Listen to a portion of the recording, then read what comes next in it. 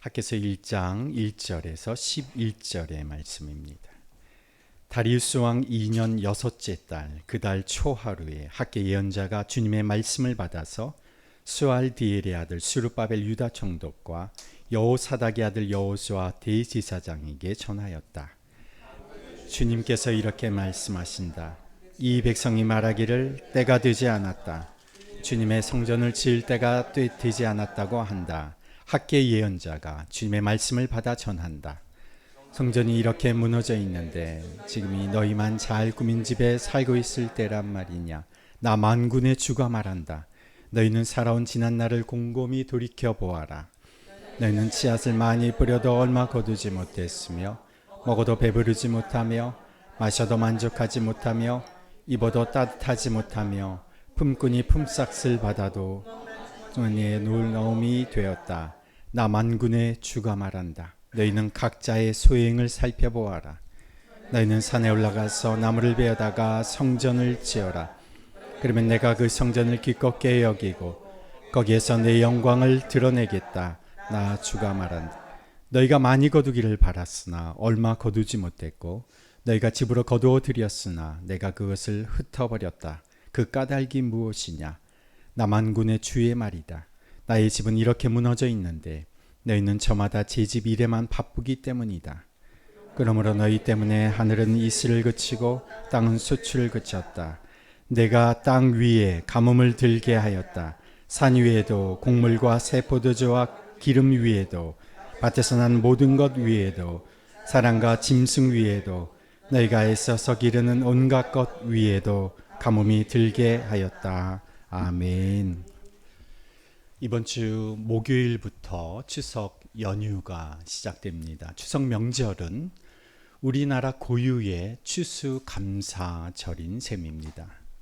그래서 우리는 추석 명절에 맞춰서 우리 교회는 추수감사주일로 이때를 지킵니다. 보통 한국교회가 11월 달에 추수감사주일을 지키는데 저희들은 이 추석 때를 추수감사주일로 지킵니다. 이제 추석 명절 기간 동안에 그동안 이제 자주 뵙지 못했던 우리 또 부모님이나 가족들, 형제들, 자녀들을 우리가 반갑게 만나게 됩니다. 원래 추석 명절은 3일 공휴일로 정해져 있습니다만은 이번에는 주말과 또 공휴일 또 임시 공휴일까지 해서 6일 동안 직장 다니신 분들은 6일 동안 쭉 길게 쉴 수 있는 연휴 기간입니다. 중국도 우리와 똑같이 추석 명절을 쉬는데 중국은 이번 올해 보니까 장장 8일간 이 추석 연휴 기간을 갖습니다. 대부분의 나라마다 이렇게 추수감사절기나 추수 때 갖는 명절이 있습니다. 이것은 이스라엘 백성들도 예외가 아닙니다. 이스라엘 사람들도 수확기에 맞춰서 추수를 감사하는 절기가 있습니다. 그것이 수장절입니다.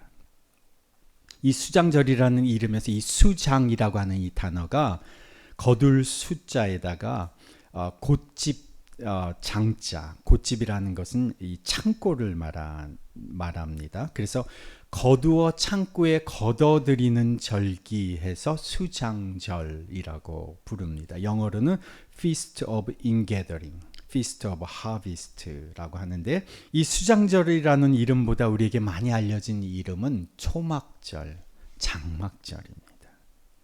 초막절은 장막절이라고도 부르는데 이 초막절은 출애굽을 기념하는 절기입니다.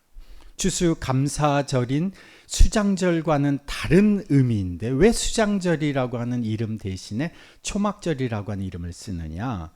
처음에는 농경적인 이 추수절기인 수장절이라고 하는 이름으로 쓰다가 똑같은 기간의 역사적인 사건을 기억하는 절기인 초막절을 지키게 되면서 초막절과 수장절을 한 시기에 지내게 됩니다. 그리고 그 이후에는 두 개를 같이 부를 수 없으니까 초막절로만 부르게 되죠. 그래서 한 명절에 농경기의 절기인 추수감사절과 역사적인 절기 두 가지를 다 함께 담게 된 것이죠.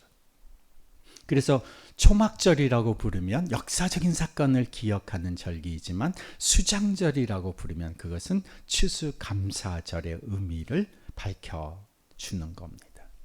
그래서 수장절이기도 하면서 또 초막절이기도 한 이 절기를 일주일간 지냈는데 추수한 열매 중 가장 좋은 것들을 하나님께 제물로 드렸고 또 출애굽을 기억하면서 사람들이 임시 장막, 초막, 풀로 된 나무로 된 임시 거처를 만들어서 초막에서 지냈습니다.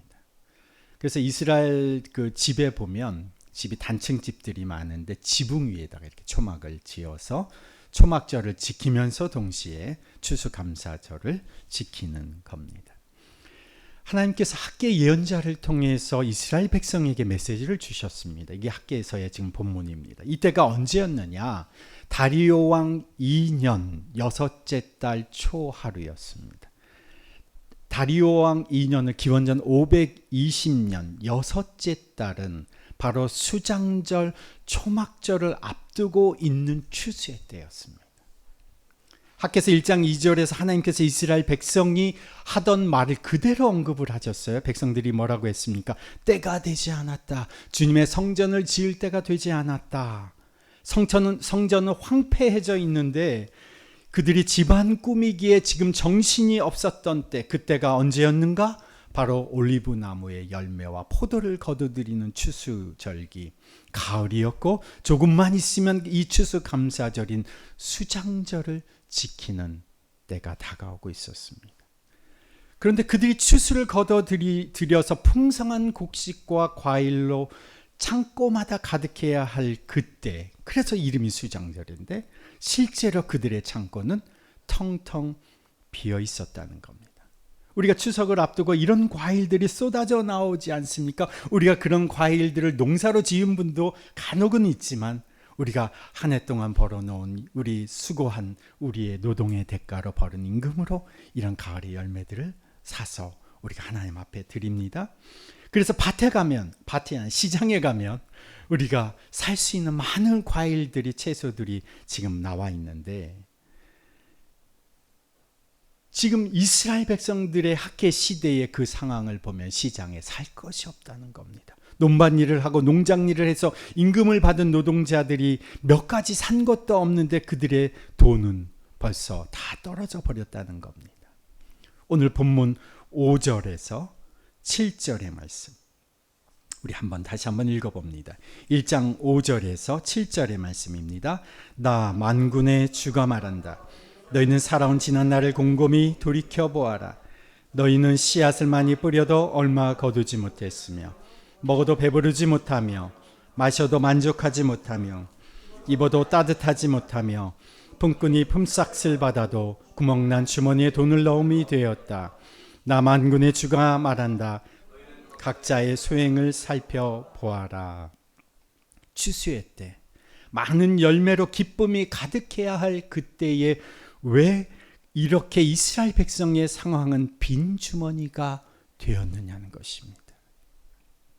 9절의 말씀, 9절에서 11절의 말씀을 다시 한번 읽어보시면 함께 읽어봅니다. 너희가 많이 거두기를 바랐으나 얼마 거두지 못했고 너희가 집으로 거두어 들였으나 내가 그것을 흩어버렸다.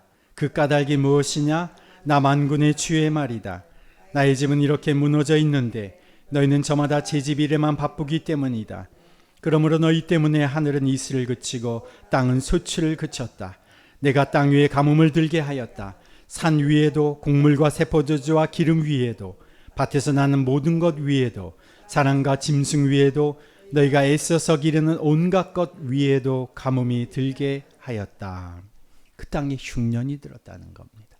가뭄이 들었다는 겁니다. 그런데 그것이 그냥 우연히 일어난 일이 아니라는 겁니다. 열심히 수고해서 농사를 지었는데 수고하고 땀 흘려 임금을 받았는데 왜 금세 빈 주머니가 되었습니까? 하나님이 말씀하시기를 나의 집은 이렇게 무너져 있는데 너희는 저마다 제 집 일에만 바쁘기 때문이다. 내가 중요하다고 생각하는 일에 열심히 집중하였고 그래서 가을을 맞았는데 오랜 시간 미뤄뒀던 집도 고치고 또 밀린 일도 처리하고 당장 시급한 문제도 해결하고 그러면서 열심히 바쁘게 살아왔는데 사실은 지금이 어떤 때인지를 놓치고 있었다는 것입니다. 땅을 개간하고 씨를 뿌리고 종자를 심고 열심히 여름 내내 수고했는데 흉작이 되어버린 겁니다. 이 이스라엘의 가을 추수기에는 비가 거의 내리지 않습니다. 이때가 건기입니다. 지금 이 추수 때가 건기예요. 비가 오지 않아요. 그래서 이때에 중요한 것이 무엇이냐? 이슬입니다. 아침마다 땅에 이슬이 충분히 맺혀져야 그래야 마지막 가을의 곡식들이 제대로 익어져 가는 겁니다. 그런데 10절 말씀을 보시면 너희 때문에 하늘은 이슬을 그치고 땅은 소출을 그쳤다. 내가 땅 위에 가뭄을 들게 하였다. 산 위에도 곡물과 세포도와 기름 위에도 밭에서 나는 모든 것 위에도 사람과 짐승 위에도 너희가 애써서 기르는 온갖 것 위에도 가뭄이 들게 하였다. 추수를 앞둔 때에 하나님께서 이슬을 멈추게 하시면 온 땅에 가뭄이 드는 겁니다. 이슬이 내리지 않는 땅에서 맺혀진 곡식은 추수하고 이삭을 털어보아야 빈 껍데기만 남는 겁니다. 수고는 수고대로 했는데 실제로 손에 쥐는 게 없는 겁니다.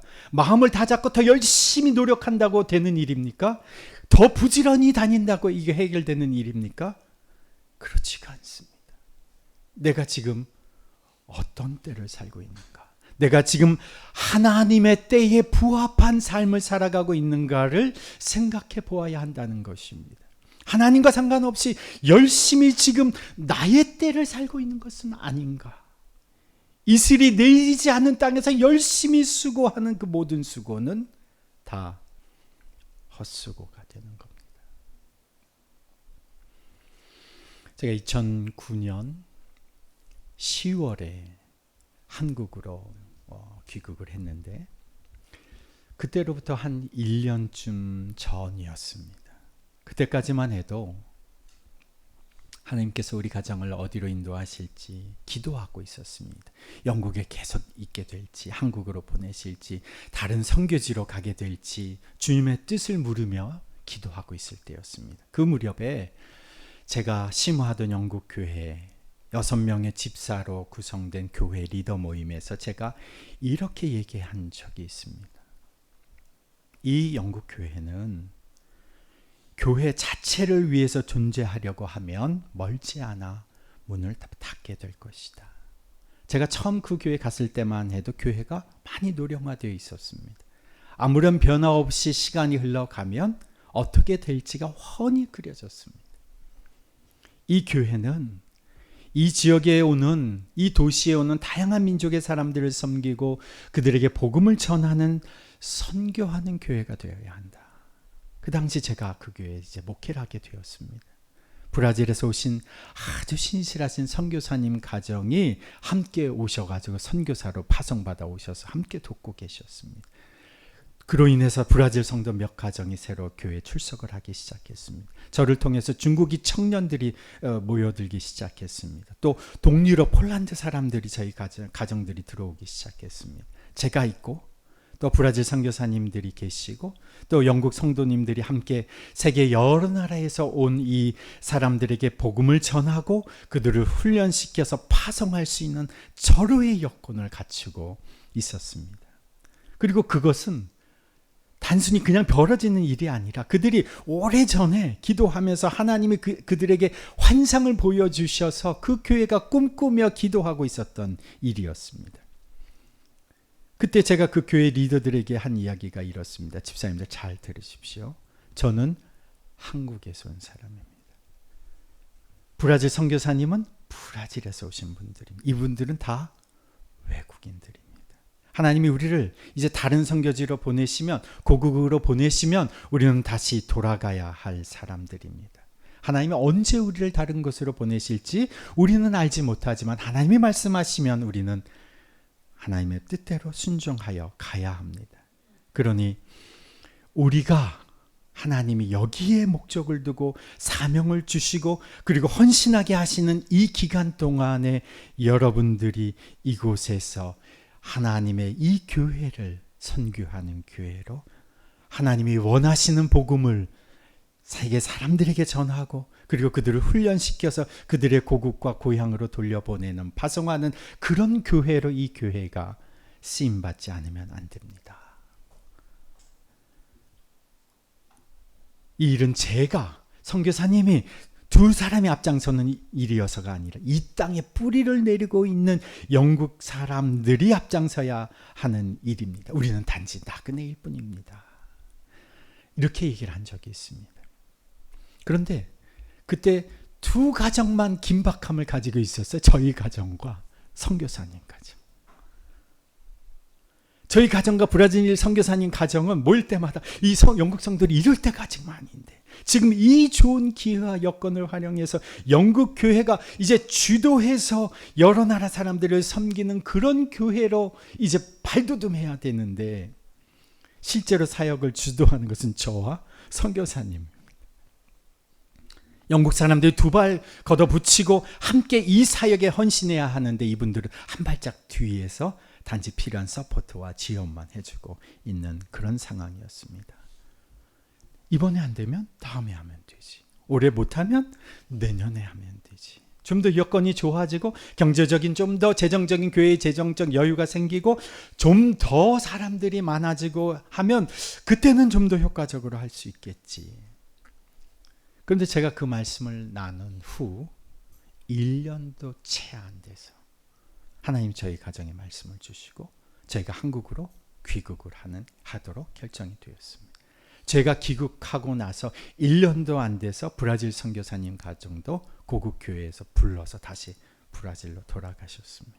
브라질 가정들, 중국인 청년들, 동유럽 사람들 1명, 2명 떠나가고 안타깝지만 그 교회는 제가 7년, 8년 만에 그 교회 방문을 했을 때 아주 전형적인 영국의 노세에서 가는 한 지역교회가 되고 말았습니다.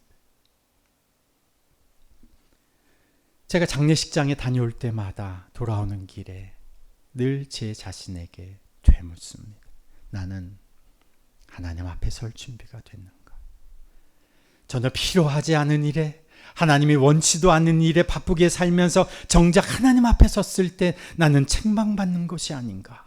바쁘게 다니면서 정작 중요한 일은 다 놓치고 있는 것이 아닌가? 제 자신을 장례식에 돌아오는 길마다 돌아보게 됩니다. 자식들 먹여 살려야 하고 돈도 벌어야 하고 집도 수리해야 하고 재테크도 해야 하고 아이들 교육도 시켜야 하고 미래와 노후도 준비해야 하고 건강도 신경 써야 하고 취미생활 여가 활동도 신경 써야 하고 하나도 버릴 것이 없고 놓을 것이 없어 보이는데 그래서 나름대로 최선을 다하면서 바쁘게 살아가고 있는데 나는 정말 하나님의 시급해 하시는 이 일에 나의 관심이 가 있는가? 나는 하나님의 그 애끓고 절박한 심정을 이해하며 살아가고 있는가? 지금 하나님이 무엇을 하려고 하시는지, 지금 하나님이 무엇을 하시려는지 이해하면서 생각하면서 살아가고 있는가? 우리는 추수감사 주일 이 자리에 서서 우리 자신을 되돌아봅니다. 이스라엘 백성을 책망하시던 하나님의 목소리가 생생하게 우리에게 들려옵니다. 4절 말씀에 성전이 이렇게 무너져 있는데 지금이 너희만 잘 꾸민 집에 살고 있을 때란 말이냐. 9절에 너희가 많이 거두기를 바랐으나 얼마 거두지 못했고 너희가 집으로 거두어들였으나 내가 그것을 흩어버렸다. 그 까닭이 무엇이냐. 남한군의 주의 말이다. 나의 집은 이렇게 무너져 있는데 너희는 저마다 제 집 일에만 바쁘기 때문이다. 추수 때가 되었는데도 별로 손에 쥔 게 없는 이스라엘의 현실, 이것이 이스라엘의 영적인 실제라는 것입니다. 만군의 주인 되신 하나님의 때를 인식하지 못하며 살아가고 있던 사람들의 삶의 결과라는 것입니다. 이 이스라엘 백성들의 모습을 생각해 보면 마치 에덴 동산에서 쫓겨난 아담과 하와의 모습이 연상됩니다. 하나님께서 아담과 하와에게 베풀어 주셨던, 준비해 주셨던 그 에덴 동산에서 아담과 하와가 순종하며 살아갔을 때는 그들이 수고하고 그들이 심지 않았던 풍성한 열매를 그들이 거둬들이고 그것을 누리며 먹으며 살았습니다. 그들이 풍족하게 넉넉하게 자기가 가꾸지도 않았던 열매들을 거둬들이며 살았습니다. 하나님이 그들을 위해서 다 준비해 주셨습니다. 순종하는 하나님의 백성의 삶이 그렇습니다. 자기가 수고한 대로 먹는 것이 아니라 수고하지 않은 것까지도 수고한 것 이상을 누리며 얻게 되는 삶입니다. 그런데 그들이 하나님께 불순종하여 에덴 동산에서 쫓겨나니까 어떻게 되었습니까? 창세기 3장 17절에 보면 땅이 범죄한 이 아담 때문에 저주를 받습니다. 그리고 그들이 수고를 하여야만 땅에서 나오는 것을 먹게 되는데 그것도 겨우 먹게 된다고 표현되어 있습니다. 땅이 좋은 열매를 내는 것이 아니라 엉겅퀴와 가시덤불을 냅니다. 죽을 때까지 얼굴에 땀을 흘려 살아야 겨우 곡신 나달로 풀칠을 할 수 있게 됩니다. 이것이 하나님과 상관없이 은혜 밖에서 살아가는 인생의 현 주소입니다. 열심히 일하고 땀 흘려 벌었는데 겨우 나달만 얻어서 풀칠을 하고 있는 겁니다. 이것이 이스라엘 백성들의 모습이라는 겁니다. 6절을 다시 한번 읽어보시면 6절을 이렇게 돼 있습니다. 너희는 씨앗을 많이 뿌려도 얼마 거두지 못했으며 먹어도 배부르지 못하며 마셔도 만족하지 못하며 입어도 따뜻하지 못하며 품꾼이 품삯을 받아도 구멍난 주머니에 돈을 넣음이 되었다. 채워지지 않는 배고픔, 해갈되지 않는 갈증, 밑빠진 독에 물 붓는 것 같은 그런 인생, 이 모든 것이 하나님의 때를 분별하지 못하고 순종하지 못하여 살아가는 인생의 현 주소라는 것입니다. 구약의 신명기의 말씀에 보면 하나님께서 이스라엘 백성들을 두 개의 산에 6지파씩 세워놓으셨어요. 한 산은 그리심산, 한 산은 에벨산입니다. 이스라엘 12지파를 6지파 이쪽에 6지파 이쪽에 그 산 위에 세워놓으시고 모세를 통해서 하나님께서 이렇게 말씀하셨습니다. 너희들이 하나님의 명령대로 살아가지 않으면 너희들은 이러한 저주를 받을 것이다. 그것이 신명기 28장 14절에 너희들이 좌로든지 우로든지 내가 오늘 당신들에게 명하는 이 모든 말씀을 벗어나지 말고 다른 신들을 따라가지 마십시오. 모세를 통해서 지금 하나님이 불순종하는 자들에게 어떤 저주가 임할 것임을 말씀해 주십니다. 잘 들어보십시오. 당신들이 하나님의 말씀을 듣지 않고 또 내가 오늘 당신들에게 명한 모든 명령과 규례를 지키지 않으면 다음과 같은 온갖 저주가 당신들에게 닥쳐올 것입니다. 당신들은 성읍에서도 저주를 받고 들에서도 저주를 받을 것입니다. 당신들의 곡식 광주리도 반죽 그릇도 저주를 받을 것입니다. 6지파를 그리심산과 에벨산에 세워놓고 한쪽 하나님께서 모세를 통해서 말씀하시는 겁니다. 그러면서 동시에 하나님의 때를 분별하여 순종하는 백성이 받는 복은 그럼 무엇이냐? 신명기 28장 1절에서 6절의 말씀 한번 함께 보겠습니다. 신명기 28장 1절에서 6절의 말씀 함께 읽습니다. 당신들이 당신들의 하나님의 말씀을 귀담아 듣고 내가 오늘 당신들에게 명한 그 모든 명령을 주의 깊게 지키면 주 당신들의 하나님이 당신들 세상의 모든 민족 위에 뛰어나게 하실 것입니다. 당신들이 당신들의 하나님의 말씀에 순종하면 이 모든 복이 당신들에게 찾아와서 당신들을 따를 것입니다. 당신들은 성읍에서도 복을 받고 들에서도 복을 받을 것입니다.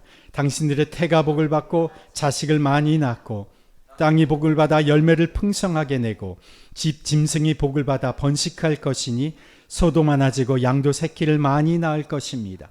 당신들의 곡식 광주리도 반죽 그릇도 복을 받을 것입니다.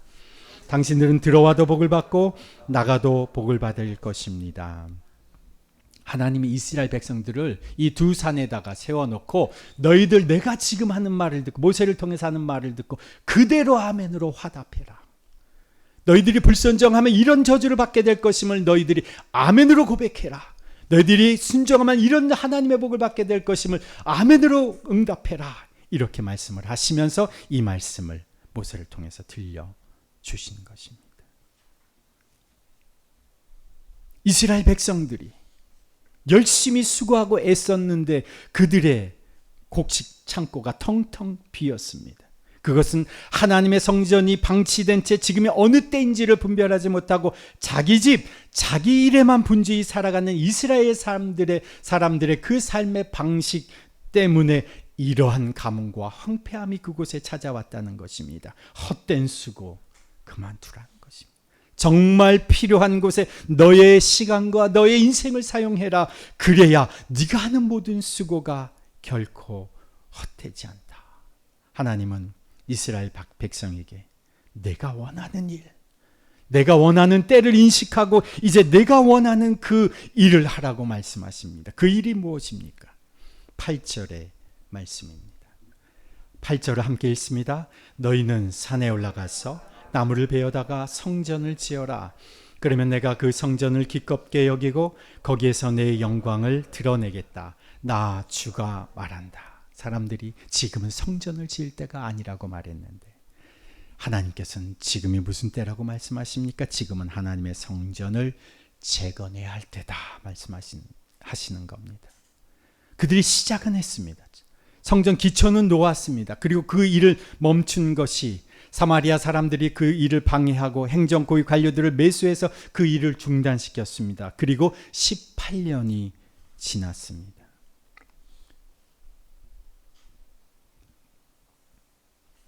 현실적으로 불가능한 겁니다. 믿음이 없는 사람들은 현실적으로 불가능한 것에 대해서 도저히 가능한 가능성을 발견할 수가 없습니다. 믿음이 없는 사람들은 보이는 것에 의해서만 좌우됩니다. 보이는 것에 길들여져 갑니다. 18년 동안 불가능했던 상황과 환경 때문에 길들여져 있던 그들은 도무지 하나님의 일은 보이지 않는 겁니다. 보이지 않는 것에는 조금도 참여하려고 하지 않는 것이죠. 그런데 현실적으로 불가능해 보이는 상황에서 하나님을 신뢰하는 사람들은 어떻게 할까요? 기도합니다. 주님을 신뢰하는 사람은 기도의 끈을 놓지 않습니다. 하나님을 신뢰하지 않으면 기도하지 않습니다. 현실의 상황과 그냥 적당하게 타협하면 됩니다. 현실의 상황에 맞춰서 결정하면 됩니다. 기도할 필요가 없습니다. 그러나 하나님을 신뢰하는 사람은 기도합니다. 왜냐? 기도하면 주님의 마음을 알게 됩니다. 기도하면 주님의 때를 분별하게 됩니다. 기도하면 주님의 계획을 알게 됩니다. 기도하면 주님의 지혜를 힘입습니다. 상황과 환경에 의거해서 결정하고 판단하는 것이 아니라 주님에 의해서 주님의 능력으로 주님의 지혜로 때를 분별하고 상황과 환경을 초월하는 주님의 역사에 참여하게 되는 겁니다. 하나님께서 이스라엘 백성들에게 성전을 재건하라고 말씀하셨으니 지금이 그때라고 말씀하셨습니다. 그렇다면 이 하나님의 성전이 이스라엘 백성에게 어떤 의미가 있길래 이 성전을 재건하라고 하시는 것일까? 하나님이 이 성전을 재건하라고 하시는 이유와 목적을 바르게 알기 위해서는 이 성전이 어떤 의미가 있는지를 우리가 조금 이해해 보아야 할 필요가 있습니다. 이스라엘 백성들에게 있어서 성전은 5가지의 의미가 있습니다. 첫 번째는 성전은 하나님의 주권과 통치를 의미합니다. 성전이 있기 전에 하나님 이스라엘 백성에게 성막, 회막을 만들게 하셨습니다. 천막으로 지어진 이동용 성소였죠. 그리고 성막은 나중에 솔로몬을 통해서 성전이 되어졌습니다. 이 성전은 이스라엘 백성들에게 하나님이 다스리고 계신다, 하나님이 이스라엘 백성을 통치하고 계신다를 의미하는 것이었습니다. 성전이 없다는 것은 그들이 하나님의 주권과 통치 아래 있지 않다는 것을 시사하는 것입니다. 그래서 하나님께서 이들에게 성전을 재건하라고 하시는 이유는 바로 이스라엘 백성을 다스리신 하나님의 주권과 통치가 여기에 있다라고 하는 사실을 보여주시기 위하십니다. 두 번째, 성전 이스라엘 백성에게 어떤 의미가 있느냐? 이스라엘 백성의 삶과 이스라엘 세계의 중심을 의미합니다. 성전은 이스라엘 백성의 중심입니다. 이스라엘의 모든 삶은 이 성전을 중심으로 형성되어 있습니다. 그래서 이스라엘 백성들은 최소한 1년에 한 번 절기 때마다 성전을 방문합니다. 세계에 흩어져 있던 유대인들도 일생에 한 번은 성전을 방문하는 것이 의무로 여겨집니다. 성전은 곧 그들의 삶의 중심을 의미했습니다. 그들의 세계의 중심을 의미했습니다. 그때까지 성전이 지어지지 않았다는 것은 그들의 삶의 중심에 하나님이 없음을 보여주는 것이기 때문에 하나님이 그들에게 성전을 지으라고 하시는 겁니다. 성전의 세 번째 의미는 성전은 하나님의 소통과 관계 회복의 장입니다. 솔로몬이 성전을 건축하고 나서 하나님이 그에게 나타나서 말씀하셨습니다. 너희가 여기에서 겸손히 하나님 앞에 기도하면 내가 그 죄를 이곳에서 용서하여 주고 이 땅을 번영시켜 주겠다. 이곳에서 드리는 기도를 내 눈이 살필 것이고 내 귀가 들을 것이다. 내가 이 성전에 내 눈길과 내 마음이 머무를 것이다. 하나님께서는 성전을 통해서 이스라엘 백성들과 소통하고 그들의 죄를 용서해 주시는 관계 회복의 장으로 이 성전을 허락해 주신 것입니다. 그래서 그들이 성전을 회복하기를 원하시는 거죠. 네 번째, 성전은 이스라엘 백성들에게 하나님 나라의 축소판이자 모형입니다. 출애굽기 25장 9절에 보면 하나님께서 모세를 통해서 성막을 만드셨을 때 뭐라고 말씀하시느냐? 내가 너에게 보여주는 모양과 형식 그대로 성막을 만들어라. 히브리서 8장 5절에도 보면 성전을 하늘에 있는 것들의 모형과 그림자라고 했습니다. 하늘에 있는 것, 하나님 나라의 모형과 그림자. 하나님 나라를 이 땅 가운데서 미리 경험하게 해줄 수 있는 곳이 바로 성전이기 때문에 하나님께서 성전을 회복하기를 원하셨던 겁니다. 다섯 번째, 이스라엘 백성들에게 성전은 하나님의 그 보이지 않는 약속과 축복의 가시화라는 것입니다. 이 성전의 지성소 안에 무엇이 들어있습니까? 하나님께서 모세에게 주신 10가지 계명, 돌판이 들어있습니다. 하나님께서 이스라엘 백성에게 하신 신실하신 하나님의 약속이 그 안에 담겨져 있습니다. 이 성전은 늘 하나님이 이스라엘 백성에게 주신 약속, 하나님의 축복을 보여주는, 가시화해주는, 눈에 보이지 않는 그 하나님의 약속을 보여주는 효과가 있었던 것이죠. 그래서 하나님은 이 5가지 목적을 가지고 이 5가지 의미를 가진 성전을 이스라엘 백성에게 재건하라고 하시는 겁니다. 그런데 이 성전을 재건하라고 하시면서 어떻게 성전을 재건할 것이냐? 8절 말씀, 후반절의 말씀인데요. 후반절 한번 읽어보시면 너희는 산에 올라가서 나무를 베어다가 성전을 지어라. 그러면 내가 그 성전을 기껍게 여기고 거기에서 내 영광을 드러내겠다. 나 주가 말한대. 여기서 기껍게 여기다는, 기쁘게 여기다는 말입니다. 성전을 어떻게 재건할지 구체적인 방법을 가르쳐 주셨죠. 산에 올라가서 나무를 베어다가 성전을 지어라.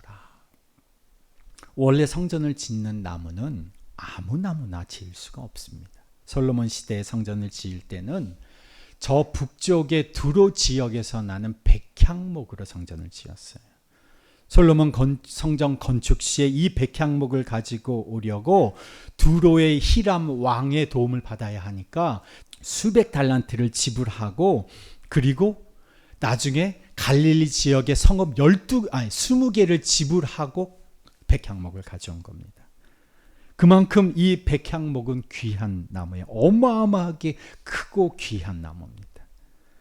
이 두로가 지금의 레바논입니다. 이 백향목이 어떤 나무인지 한번 잠깐 보여드릴까요? 백향목이 이런 나무입니다.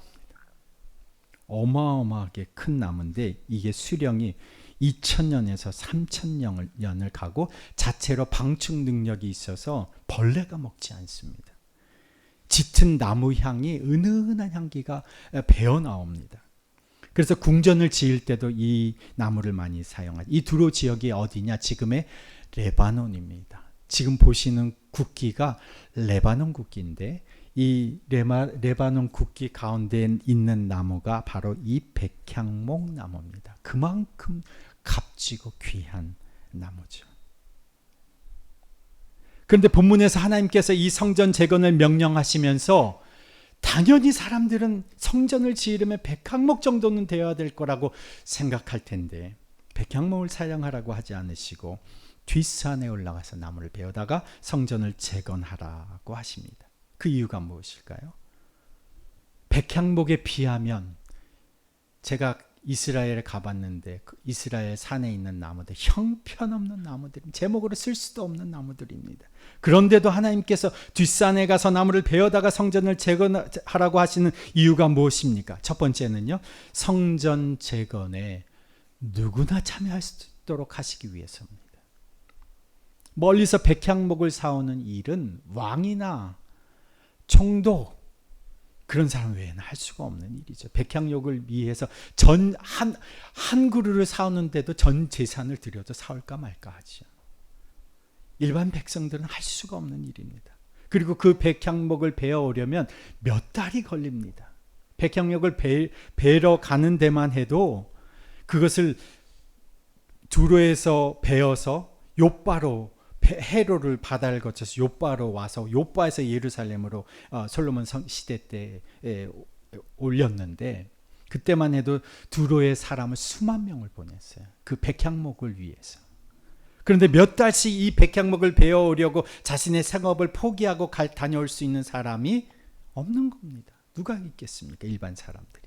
그래서 일반 백성들이 누구라도 참여할 수 있는 방법으로 성전 재건을 하시기 위해서 이렇게 말씀하시는 겁니다. 백향목이 아니어도 뒷산에 가서 벨 수 있는 나무를 베어다가 성전을 재건해라. 누구라도 할 수 있는 방법으로 참여를 원하시는 겁니다. 왜 뒷산에서 나무를 베어라고 하십니까?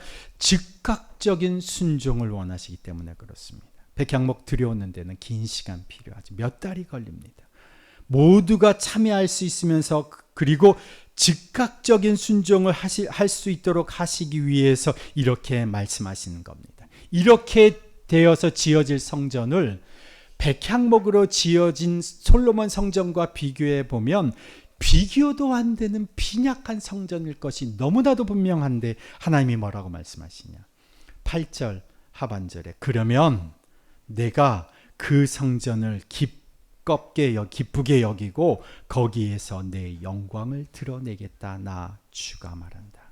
하나님에게 중요한 것은 성전이 얼마나 멋지게 지어졌느냐, 성전이 얼마나 크게 지어졌느냐가 아니라 성전이 의미하고 있는 바를 재건하려고 하시는 겁니다.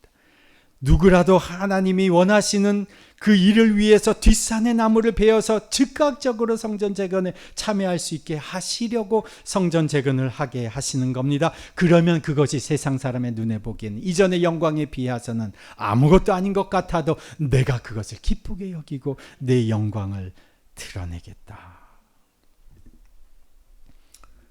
추수감사 주일입니다. 우리는 추수감사 주일에 보통 그렇게 하죠. 하나님께서 나에게 베풀어 주신 것이 무엇인가? 물론 하나님께서 나에게 베풀어 주신 것을 헤아려 보는 것만으로도 은혜가 되고 또 감사한 일입니다마는 이번 추수감사 주일에는 하나님이 우리에게 주시려는 그 풍성한 열매 중에서 우리는 왜 거두지 못했는가를 한번 생각해 보자는 것입니다. 추수하는 이때 우리의 삶의 열매를 살펴보면서 하나님 앞에서 살아온 나의 행실과 소행을 살펴보면서 하나님 앞에서 부끄럽고 죄송한 부분들은 주님 앞에 회개하고 주님 이제 주님의 때를 주님과 함께 살겠습니다 라고 고백할 수 있게 되기를 바랍니다. 오늘날 주님이 관심 가지고 주님이 시급해 생각하시는 성전 재건은 무엇일까? 이스라엘 성전은 더 이상 존재하지 않습니다.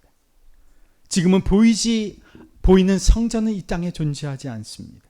그런데 고린도후서 3장 16절 말씀에 한번 따라해 보실까요? 너희가 하나님의 성전인 것과 너희가 하나님의 성전인 것과 하나님의 성령이 너희 안에 거하시는 것을 알지 못하느냐?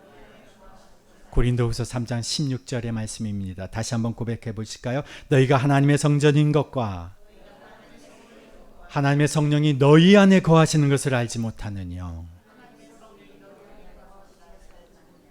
신약에서 하나님의 성전을 뭐라고 표현하고 있습니까? 너희가.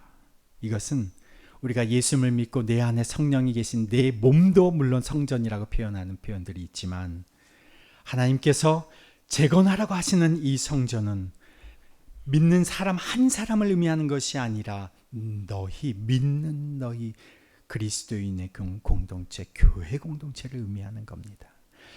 아까 우리가 성전에 5가지 의미가 있다고 말했네. 그것이 고스란히 교회 공동체에 담겨져 있는 겁니다. 그래서 예수님께서 친히 말씀하셨죠. 내가 내 교회를 반석 위에 세우리니 음부의 권세가 이기지 못하리라. 지금 예수 그리스도가 세워가시는 공동체, 예수 그리스도께서 재건해 가시는 성전은 바로 이 시대의 교회 공동체라는 것입니다. 세상이 어두워질수록, 사람들이 교회를 지탄하면 지탄할수록 더욱 필요한 것이 정말 교회다운 교회가 세워지는 것입니다. 아무리 세상이 그래도 교회는 세상의 희망입니다. 에베소서 1장 23절 한번 우리 함께 봉독해 봅니다. 에베소서 1장 23절. 교회는 그리스도의 몸이요 만물 안에서 만물을 충만하시는 분의 충만함입니다. 이 1장 23절의 표현이 어떤 표현이냐?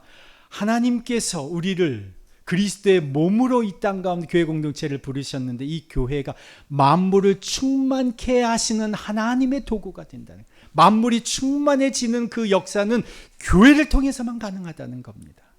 에베소서 3장 9절 10절의 말씀입니다.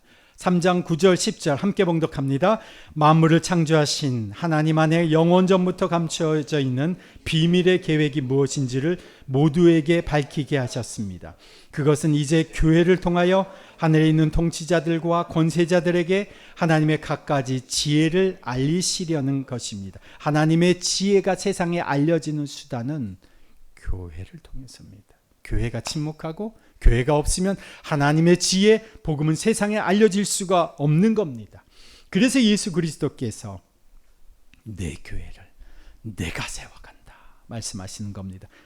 이 시대마다 또 지역마다 예수님께서는 주님의 교회를 재건해 가십니다. 이 땅의 교회 공동체를 세워가는 일에 누구라도 참여할 수 있도록 뒷산에 올라가서 나무를 베어다가 성전을 재건하라. 어떤 사람 눈에 보이기에는 백향목에 비하면 아무것도 아닌 것이 너무도 초라하게 보일 수 있겠지만, 하나님께서는 오늘 이 시대 속에서 내가 할 수 있는 작은 역할을 감당하게 하셔서 오늘날의 성전 교회 공동체를 재건해 가시는 겁니다. 어떤 일로 나는 이 일에 참여할 수가 있을까요? 성전 재건은 몇몇 사람만 하는 것이 아니라 모든 사람이 뒷산에 나무를 베어 참여해야 하는 겁니다. 그것도 즉각적인 순종과 참여가 필요한 겁니다. 하나님의 때를 분별하여 나도 뒷산에 올라가서 내 역할을 감당하는 그러한 하나님의 사람이 되십시다. 하나님 아버지 감사합니다. 이렇게 열매와 곡식들이 무성한 이때 주님, 우리가 이 감사의 예물로 하나님 앞에 곡식과 과일과 이 나달들을 또 열매들을 주님 앞에 올려드립니다. 주님, 우리의 인생에도 하나님이 맺게 하시는 풍성한 열매가 가득하게 해 주십시오. 주님, 우리가 이 땅 가운데서 살아가는 동안 하나님의 때를 분별하여 주님께서 일으키시는 하나님의 성전 재건에, 주님께서 세워가시는 하나님의 교회 공동체를 이 땅 가운데 세워가는 일에 우리 자신도 동참하며 순종하며 살아가므로 우리의 삶에 주께서 채워주시는 하나님의 풍성한 복으로 열매로 가득한 인생 되게 하여 주옵소서. 이제 분주한 나의 삶에서 이제 하나님의 때를 분별하여 순종하며 하나님 앞에 참여한 성전의 재건에 참여하고자 하는 우리의 마음을 담아 이 예물을 주님 앞에 올려 드립니다. 주님, 이 예물을 받아주시고 주님, 이 시대 속에 하나님의 거룩한 일에 저희들의 삶과 인생도 동참케 하여 주옵소서. 주님, 이 예물을 기뻐 받아 주셔서 이제 주님의 성전을 재건하는 일에 우리의 인생이 사용되게 하여 주옵소서.